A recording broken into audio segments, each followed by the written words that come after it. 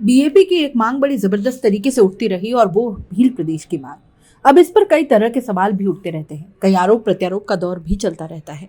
उदयपुर सांसद मन्नालाल रावत भी इस बाबत कई बार अपने तीखे बयान दे चुके हैं। जब बांसवाड़ा सांसद रोत से इस बारे में पूछा गया तो जो जवाब आया वो आपको भी जानना चाहिए कि आखिर भील प्रदेश की मांग क्यों उठी, क्या जरूरत है। सांसद राजकुमार रोत का कहना है कि भील प्रदेश की जो डिमांड है उसको लेकर अलग अलग तर्क आते हैं। कुछ लोग पॉजिटिव कहते हैं, कुछ नेगेटिव। तो किसी चीज को, किसी मुद्दे को स्वीकार करने से पहले सच्चाई जाननी चाहिए और इग्नोर करने से पहले भी सच्चाई जाननी चाहिए कि भील प्रदेश की जरूरत क्यों है।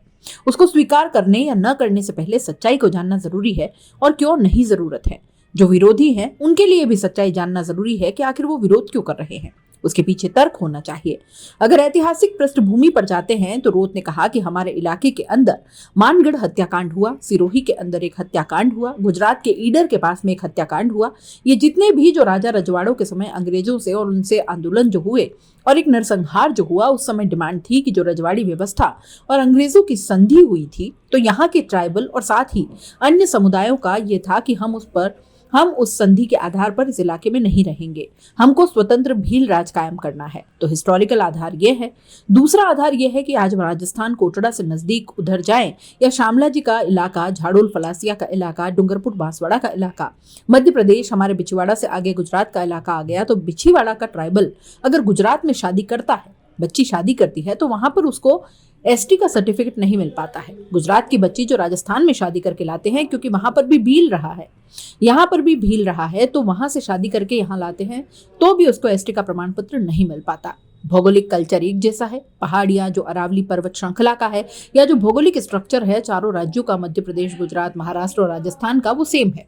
ये जो स्ट्रक्चर था, ये जो भौगोलिक वातावरण में रहने वाले लोग, सेम कल्चर में रहने वाले लोग, सेम बोली भाषा बोलने वाले लोग, इन लोगों को 4 राज्यों में बांट दिया गया और 4 राज्यों में बांटने की वजह से इनका कल्चर खत्म हो रहा है। इनकी बोली भाषा लिप्त होती जा रही है, इनके साथ शोषण हो रहा है, इनके साथ अत्याचार हो रहा है। 4 राज्यों की राजधानियों से दूर रहने की वजह से और प्रतिनिधित्व नहीं मिलने की वजह से आज कुपोषण तेजी से बढ़ रहा है। राजस्थान का सबसे कुपोषित इलाका डूंगरपुर बांसवाड़ा प्रतापगढ़ मिलेगा। राजस्थान का सबसे एजुकेशन में पिछड़ा इलाका डूंगरपुर बांसवाड़ा उदयपुर मिलेगा।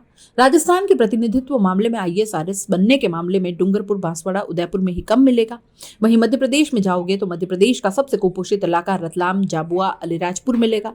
पिछड़ा इलाका, कुपोषित इलाका एजुकेशन के मामले में हर क्षेत्र में पिछड़ा इलाका गुजरात का दाहोद इलाका।